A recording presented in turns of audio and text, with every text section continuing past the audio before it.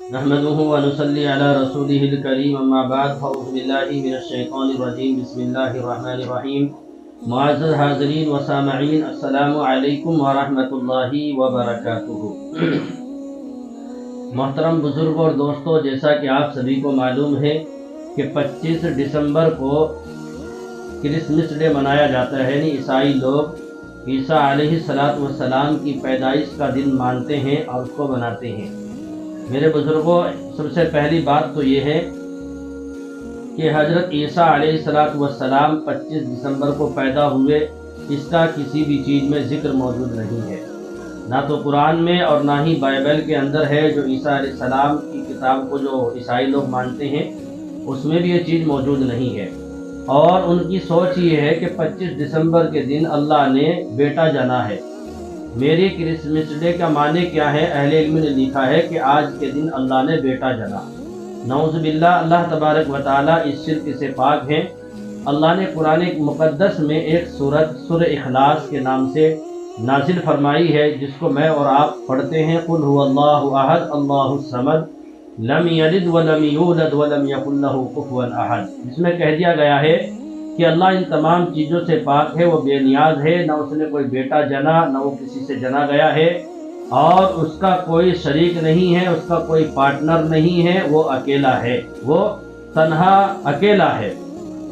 میرے بزرگوں، ہمیں ان چیزوں سے باز آنا چاہیے اور اس طریقے کے الفاظ استعمال کرنے سے بھی بچنا چاہیے۔ خاص طور پر جو ہے نا، ایمان والوں کو جو ہے میری کرسمس ڈے دوسروں کو مبارکباد دینا یہ بہت بڑا جرم ہے۔ اس طرح کے الفاظ استعمال نہیں کرنا چاہیے، بلکہ میرے بزرگوں یہ شرکیہ الفاظ ہیں، اور شرکیہ وہ طور طریقے ہیں جو کچھ سالوں پہلے شروع کیے گئے ہیں۔ میرے بزرگوں، ہم ان چیزوں سے بچیں۔ اللہ نے صاف طور پہ کہہ دیا ہے، میں اکیلا ہوں، میرے سوا کوئی نہیں ہے۔ تو میرے بزرگوں، ہمیں چاہیے کہ ہم ایسے تہواروں سے اپنے آپ کو بچائیں۔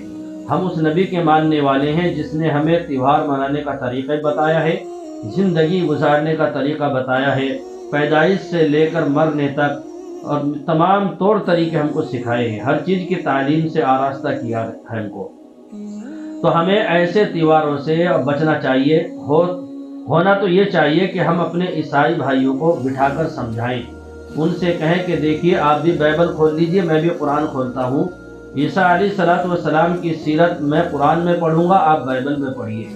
آپ ایسے نبی کی یوم پیدائش منا رہے ہیں کہ جو بالکل پاک اور صاف، جو ہے نا بہترین عظیم پیغمبر ہے اور رسول ہے، اللہ نے جس کو جو ہے نبوت سے نوازا ہے، اس کا یہ طور طریقہ نہیں رہا جو اس طریقے سے ہم منا رہے ہیں۔ تو یاد رکھو میرے پیارو، 25 دسمبر سے لے کے 31 یعنی 31 دسمبر تک اتنی شراب پیتے ہیں لوگ، اتنے زناکاری عیاشی کرتے ہیں، شاید کہ پورے سال میں اتنی شراب پی جاتی ہو۔ اہل علم نے بتایا ہے کہ جو ہے یعنی اربوں خربوں کی ان 5-7 دن کے اندر شراب پی جاتی ہے۔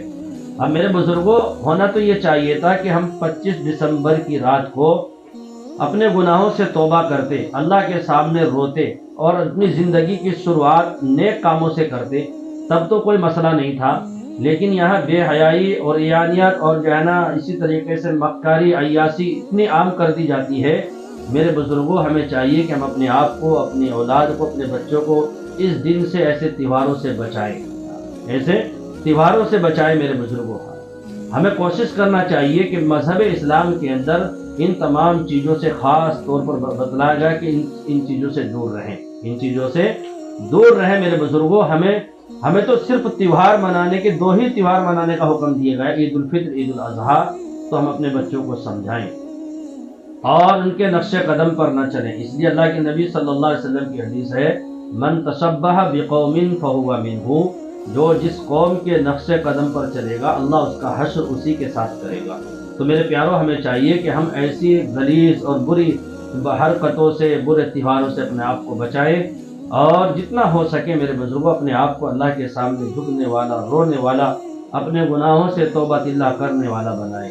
دعا ہے کہ اللہ تبارک و تعالیٰ تمام امت مسلمہ کی حفاظت فرمائے، اور ہم سب کو جو ہے جناب محمد الرسول اللہ صلی اللہ علیہ وسلم کی تعلیم کے مطابق زندگی گزارنے کی توفیق عطا فرمائے۔